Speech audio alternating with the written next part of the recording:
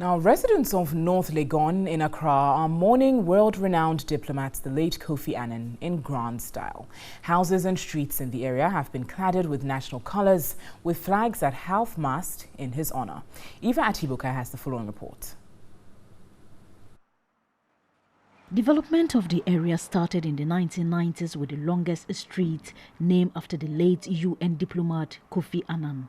Kofi Annan didn't have any house here, but this residential area is solely for retired civil servants, those who've worked with the government and have retired, and they've built their residence here. And Kofi Annan, being a civil servant who is now rising to the topmost level, when he was appointed Secretary General of the United Nations, we deemed it fit that we will name the longest street in our community after him, to honor him, because he's one of us. This area is one of the few places with an excellent layout in the country. Residents who helped plan the area say naming the area after the late Kofi Annan impacted greatly on the development of the area. It's drawn some attention to our place.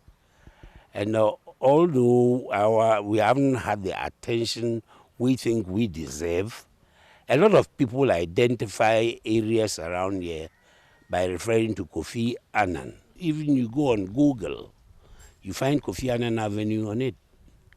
So it's quite a prominent avenue in the whole of Accra.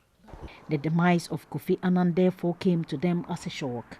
The Residents Association is commiserating with the family and the nation. They are considering a monument in the area in remembrance of the late Kofi Annan. Can it be a library? Can it be just a bust? Can it be at the level crossing out there? Should it be some kind of just an object that will throw our minds back onto the man, and for that matter, the things that he has done for the country and for Africa, for the whole world? Doesn't hope to keep the place neat, keep the road as neat as possible, befitting the name and stature of the man. That's the best tribute we can pay to him. If you get something like a foundation, something like the University of Football, Ghana, you have Kofi Annan Cup, something to keep the name going, as far as because he was working the UN.